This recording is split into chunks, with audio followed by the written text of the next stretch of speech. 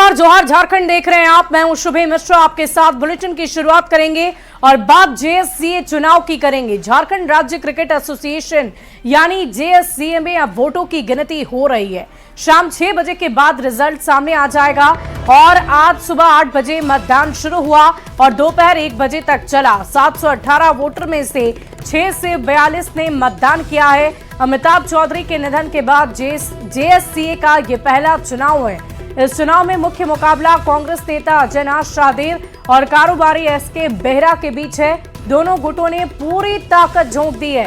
अध्यक्ष के साथ कुल 15 पद के लिए मतदान हुआ, जिसमें दोनों गुट के 15-15 उम्मीदवार मैदान में हैं। झारखंड में क्रिकेट के विकास को लेकर आज का चुनाव काफी अहम माना जा रहा है। हालांकि दोनों गुट अपनी अपनी जीत का दावा कर रहे हैं। और इस पूरी खबर के अधिक जानकारी के साथ न्यूज 18 संवाददाता संजय हमारे साथ फोन लाइन पर हैं। संजय, क्या कुछ जानकारी है? आज इस महामुकाबले का रिजल्ट जारी होना है, शाम 6 बजे तक रिजल्ट संभावित है। क्या अंदाजा हम लगा सकते हैं? 2 गुट है, दोनों में से किसकी जीत हो सकती है? देखिए, सबसे बड़ा अपडेट अभी हम आपको देने जा रहे हैं कि जेएससीए के बाहर जश्न शुरू हो गया है, आतिशबाजी चल रही है और टीम अजय नाथ शाहदेव को निर्णायक बढ़त अब मिलता हुआ नजर आ रहा है। मतलब कि उनकी जीत अब तय मानी जा रही है। उनके साथ जितने उनकी टीम के लोग थे, तमाम जो सदस्यों की जीत अब तय मानी जा रही है, क्योंकि सभी सदस्यों का जो वोट है वो निर्णायक फैसले की तरफ बढ़ चुका है। मतलब अब वहां से जीत का फासला कितना होगा अब वो तय होगा। तो ऐसे में टीम अजय नाथ शाहदेव के जो तमाम सदस्य हैं बाहर जश्न मनाने में जुट गए हैं और स्टेडियम परिसर के बाहर एक तरीके से आतिशबाजी है वो लगातार जारी है। तो ऐसे में कह सकते हैं कि जो इस महामुकाबला से माना जा रहा था, इसे आप अब इसे महामुकाबला से मुकाबला कर लीजिए, क्योंकि जो क्लोज फाइट नहीं है। अब जो अंतर कितना रहता है वो तो जब गिनती के बाद आएगा, लेकिन अब जो है अजय नाथ शाहदेव को लगातार जो पूरे जो दिए जा रहे हैं, बाहर उनके समर्थक जो है जेएससीए के बाहर आतिशबाजी कर रहे हैं। और ऐसे में जो पूरा कह सकते हैं कि ये माना जा रहा था कि टीम अजय नाथ शाहदेव और टीम के बीच जो क्लोज फाइट होगा वो क्लोज फाइट निर्णायक फैसले की तरफ बढ़ रहा है। तमाम यहाँ जो चुनाव होते थे, तमाम उम्मीदवार यहाँ पर जो आए हैं और एक दूसरे के हाथ में हाथ डालकर जो जीत का जो विक्ट्री साइन होता है वो लहराते हुए नजर आ रहे हैं। जी वाकई संजय, अभी से ही जश्न की शुरुआत हो गई है और ऐसे में देखने वाली बात होगी कि शाम 6 बजे तक जब फाइनल रिजल्ट आता है तो किसके नाम पर मुहर लगेगी, इसके लिए थोड़ा इंतजार करना होगा। लेकिन पहले से ही तमाम जो वहां पर मौजूद लोग हैं उनमें उत्साह और उमंग देखा जा रहा है। बहुत बहुत शुक्रिया आपका हमारे साथ जुड़ने के लिए और इस पूरी खबर पर आप लगातार नजर बनाए रखें। बढ़ते आगे, कोडरमा से बड़ी खबर आ रही है। चंदवारा में आहर जौगी रोड पर अधजला शव मिला है। बाइक का नंबर प्लेट, मोबाइल फोन बरामद किया गया है। बाइक मालिक का अस्पताल में इलाज चल रहा है। जले शव की अब तक शिनाख्त नहीं।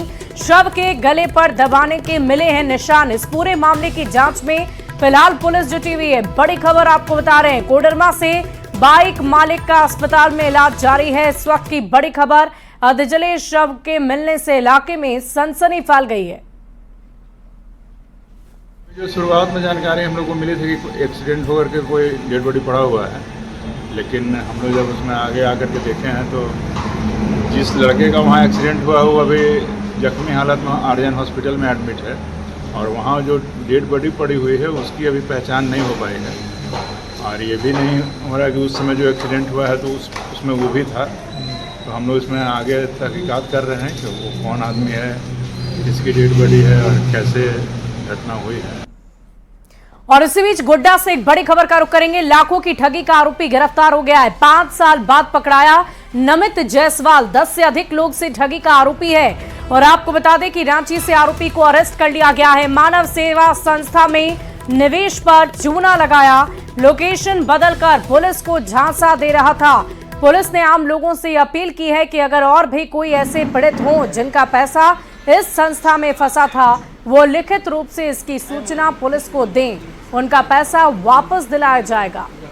ये नमित कुमार जायसवाल है और यह इसके मागामा थाना का, इसके पिता का नाम स्वर्गीय विनोद कुमार जायसवाल है। और हम लोगों से अपील करना चाहेंगे कि यदि और लोगों से ये पैसा फर्जी किया है तो आप थाना आकर इसके खिलाफ मामला दर्ज करवाएं। सर, कितने दिनों से फरार चल रहा था सर? ये 2019-20 से था। 2020 का अभी तक जो कांड दर्ज है वो 2020 से हमारे पास कांड दर्ज है इसका। गिरफ्तारी कहाँ से हुई थी? इसकी गिरफ्तारी रांची से हुई। और इसी बीच सरायकेला से एक बड़ी खबर का रुख कर लिया। आदित्यपुर में रेल पुल के नीचे मिला शव, कब्र खोदकर इस बच्चे के शव को निकाला गया है। बड़ी खबर आपको बता रहे हैं, लोगों ने शनिवार को शव को दफनाया था। लावारिस परिस्थिति में नवजात का शव मिला। पोस्टमार्टम रिपोर्ट का इंतजार हो रहा है। इस वक्त की बड़ी खबर सरायकेला से, जहां आदित्यपुर में रेल पुल के नीचे एक शव बरामद किया गया है। कब्र खोदकर बच्चे का शव बाहर निकाला गया। बच्चा है का तो शरीर आप लोग भी देख चुके हैं, तो मिट्टी उट्टी से लगा हुआ था जो कि निकालने के बाद, और उनको हम लोग अभी फिलहाल के लिए पोस्टमार्टम हेतु भेज रहे हैं। देखने से इस तरह से कभी कुछ नहीं, अनुसंधान का विषय है आगे क्या। और इसी बीच बोकारो से एक बड़ी खबर का रुख कर ले। हेमलाल पंडित हत्याकांड का खुलासा हुआ। 48 घंटे में पुलिस ने इसका खुलासा कर दिया है। महिला के साथ 4 आरोपी गिरफ्तार हुए हैं। पिस्टल और कारतूस भी जब्त हुआ है। ओझा गुणी के शक में हत्या हुई थी। शूटर को दी गई थी 3 लाख की सुपारी। 2 फरार आरोपी की तलाश लगातार जारी। इस वक्त की बड़ी खबर आपको बता दें, हेमलाल पंडित हत्याकांड का खुलासा किया गया, जिसमें 2 फरार आरोपी की तलाश अभी भी जारी है। आपको बता दें कि शूटर को 3 लाख रुपए दिए गए थे ताकि इस पूरी वारदात को अंजाम दिया जा सके। आरोपी था चंदा देवी, जो उन्हीं के गांव का, जो मृतक का गांव का ही था। वो उसका पति लगभग अक्टूबर 2024 में उसका डेथ हुआ था, जिसके जिम्मेदार वो जो डेथ हुआ है उसको मानते थे कि उसी ने जहर खिलवा के मेरे पति को मतलब मार दिया है। अपने दोस्त एक प्रकाश सिंह है जो साकिन केसवारी थाना सरिया गिरिडीह का है, उससे संपर्क किए, उसके साथ एक योजना बनाए। तो प्रकाश सिंह धनबाद के शूटर है, 3-4 शूटर से उनके बात कराए और वो लोग ये घटना को अंजाम देने के लिए पिछले 6 महीने से वो लोग प्लानिंग कर रहे थे। और इधर रामगढ़ पुलिस ने लग्जरी कार से चोरी करने वाले गिरोह का खुलासा कर दिया है। पुलिस ने 6 चोर को गिरफ्तार किया और लोगों को शक ना हो इसलिए ये लग्जरी कार से पहले रेकी करते थे और फिर चोरी की वारदात को अंजाम देते थे। 5 मई को बड़काकाना में एक बंद घर से इन लोगों ने करीबन 15 लाख से ज्यादा के गहने की चोरी की। इन चोरों की गिरफ्तारी के बाद पुलिस ने राहत की सांस ली है। काफ़ी टेक्निकली तरीके से एक लग्जरी गाड़ी में लोग सवार होके उसमें जहाँ भी इनको बंद घर मिलता था उस बंद घर को ये निशाना बनाते थे और बहुत इमीडिएट उस पर इनके पास में कटर सबल ऐसा होता था जिससे कि वो ताला तोड़ लेते थे और आधे घंटे में उस घर में, अगर घर का मालिक नहीं होता था, घर में कोई नहीं होता था, आधे घंटे में उस घर में चोरी करके वो उस लग्जरी गाड़ी में अपने सामान लाद लेते थे और निकल जाते थे। और इस बीच जमशेदपुर से एक बड़ी खबर का रुख करेंगे। अंतरराज्यीय लूट गैंग का खुलासा, कुख्यात अपराधी फिरोज गिरफ्तार, पिस्टल और कारतूस भी बरामद किया गया। कोटका में पेट्रोल पंप में लूटपाट हुई थी। गैंग का एक सदस्य उड़ीसा से पकड़ाया है। इस वक्त की बड़ी खबर जमशेदपुर से आपको बता दें, अंतरराज्यीय लूट गैंग का खुलासा, कुख्यात अपराधी फिरोज गिरफ्तार हुआ है। पिस्टल और कारतूस बरामद किए गए। कोटका में पेट्रोल पंप में लूटपाट की वारदात को अंजाम दिया गया था। गैंग का एक सदस्य ओडिशा से पकड़ाया।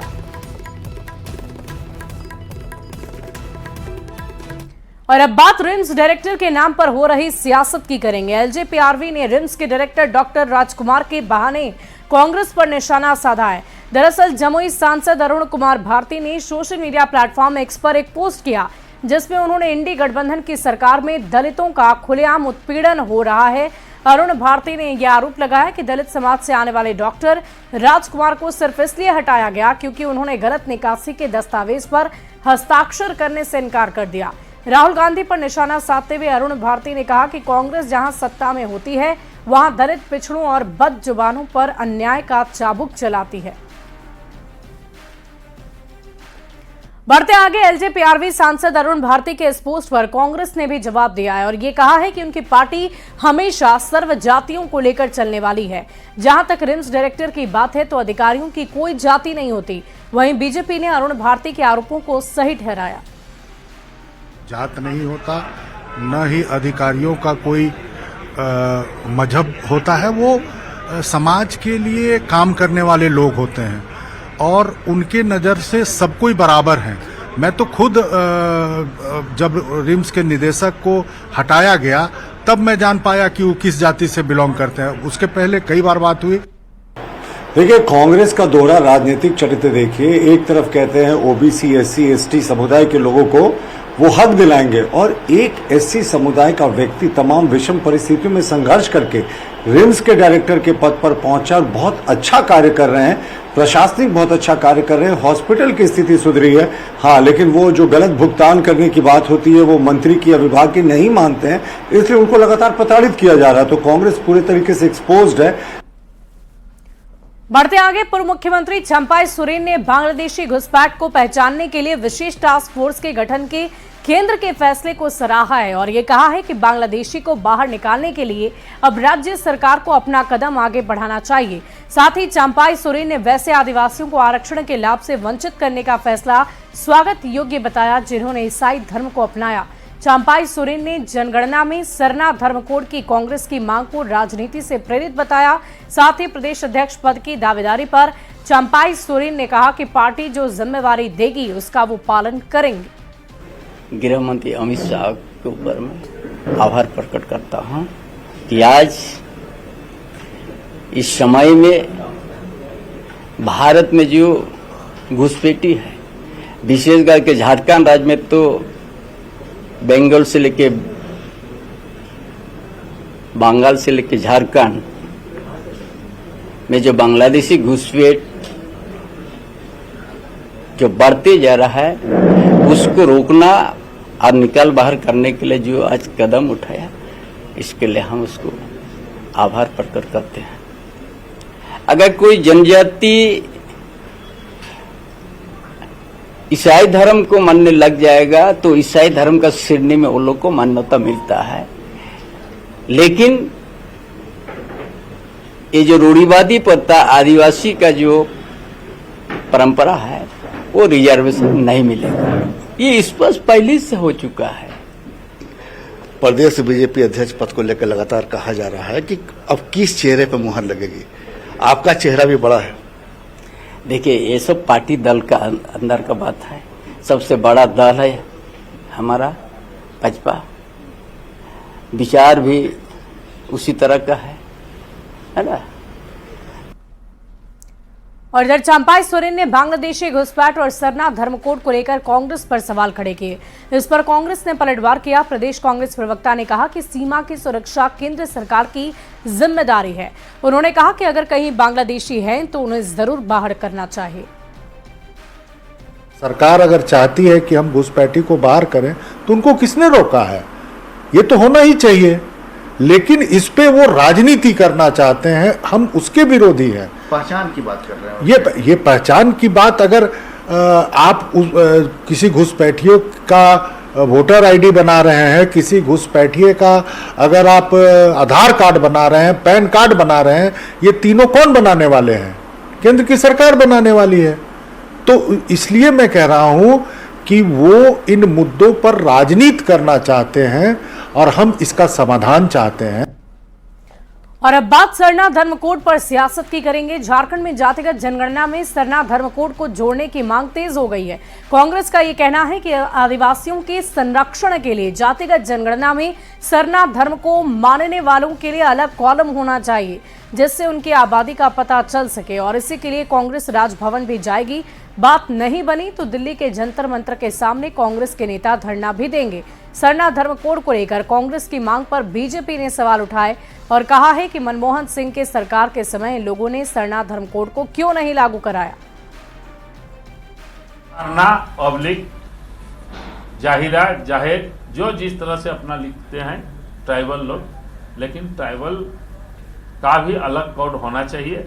इसके लिए हम लोग 26 तारीख को महामहिम राजभवन के सामने धारणा प्रदर्शन कार्यक्रम में करेंगे और उसके बाद हम लोग दिल्ली जंतर मंतर भी जाएंगे।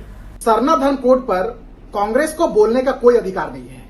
जब केंद्र में मनमोहन सिंह जी की सरकार थी और वी किशोर चंद्रदेव जी जनजातीय कार्य मंत्रालय के मंत्री थे, उस समय सदन में भारतीय जनता पार्टी के सांसद आदरणीय सुदर्शन भगत जी ने आदिवासियों के आस्था अलग धार्मिक कोड का विषय को लेकर, सरना धर्म कोड विषय को लेकर सदन में मामला उठाया तो उनके मंत्रालय के मंत्री का जवाब आया कि यह कहीं से भी न्यायसंगत तकनीकी रूप से सही नहीं है, इसलिए इसको सरना धर्म कोड दिया नहीं जा सकता है। तो आज कांग्रेस किस मुंह से ये जातीय जनगणना कॉलम में सरना धर्म कोड की बात कर रहे हैं?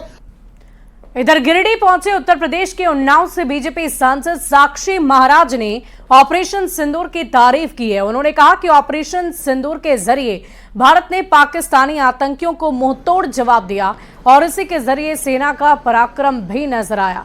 साक्षी महाराज ने ऑपरेशन में शामिल सैन्य अधिकारी सोफिया कुरैशी और व्योमिका सिंह को सैल्यूट भी किया।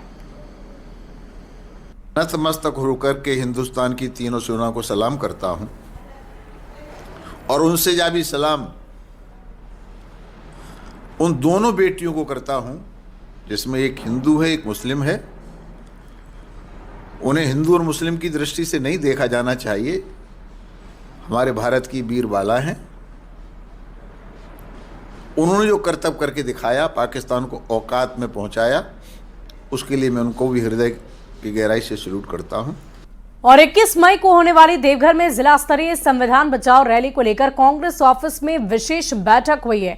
इसमें पार्टी जिला अध्यक्ष प्रोफेसर उदय प्रकाश, जिला 20 सूत्री उपाध्यक्ष डॉक्टर मुन्नम संजय शामिल हुए। उन्होंने 21 मई को संविधान बचाओ आंदोलन को लेकर विशाल रैली निकाले जाने की जानकारी दी। केंद्र सरकार की ओर से किए गए सीज फायर पर नाराजगी जाहिर की। संविधान की सुरक्षा के लिए जन आंदोलन का भी दावा किया। कौन सी ऐसी परिस्थिति आ गई जो सीज फायर अचानक से होगा? लड़ाई इस तरह सेना वहां वार कर रही है, सेना हमला कर रही है, लगातार उनके गिराए जा रहे हैं उनके जहाज को, और आज अचानक से 5 बजे आता है कि अब सीज फायर हो गया। क्यों सीज फायर हो गया? किसने किया? कब इसकी बैठक हुई? किसने इस पर हस्ताक्षर किया? यह पूरे देश के लिए जानने का विषय है। हम 21 मई को देवघर में रखे हुए हैं कार्यक्रम। इसमें देवघर जिला के बड़ी संख्या में कांग्रेस के कार्यकर्ता और आम पब्लिक शिरकत करेंगे और एक संदेश देने का काम करेंगे। वहीं जमशेदपुर पश्चिम से जेडीयू विधायक सरयू राय ने राज्य सरकार पर गंभीर आरोप लगाए। उन्होंने कहा कि यहां बालू का अवैध खनन हो रहा है। पुलिस और प्रशासन के लोग हाईकोर्ट के निर्देश का पालन नहीं कर रहे हैं। जेडीयू विधायक ने सरकारी जमीन पर अवैध कब्जे का आरोप लगाया और कहा कि अवैध धंधा करने वालों ने यहां वैध सिंडिकेट बना रखा है। तो जमशेदपुर से बड़ी खबर आपको बता रहे हैं, सरकारी जमीन पर अवैध कब्जे की बात हो रही है। इस वक्त की बड़ी खबर आपको बता दें,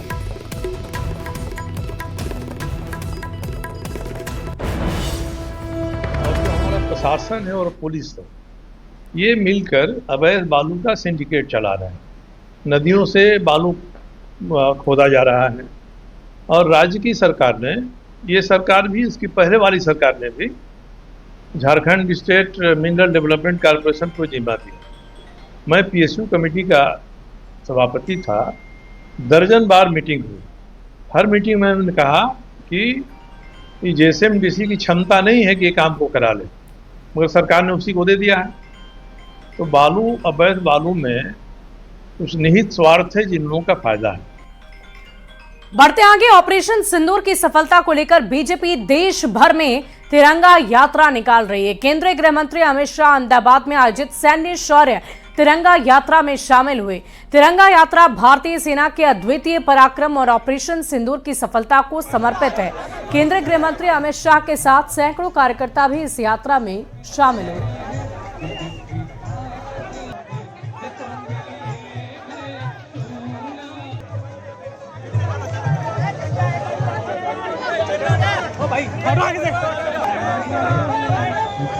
तो तस्वीरें हम आपको दिखा रहे हैं तिरंगा यात्रा में कैसे शामिल हुए हैं अमित शाह। उसकी तस्वीरें हम आपको आपके टीवी स्क्रीन पर दिखा रहे हैं। आपको बता दें कि ऑपरेशन सिंदूर की सफलता के बाद बीजेपी के तमाम दिग्गज नेताओं की तरफ से तिरंगा यात्रा में शामिल होकर ये बताने की जनता को कोशिश की जा रही है कि कितने शौर्य और पराक्रम के साथ भारतीय सेना ने ऑपरेशन सिंदूर में हिस्सा लिया और इस ऑपरेशन को न सिर्फ हिस्सा लेकर पूरा किया बल्कि पूरे दुनिया भर में भारत का नाम गर्व से ऊंचा भी किया है।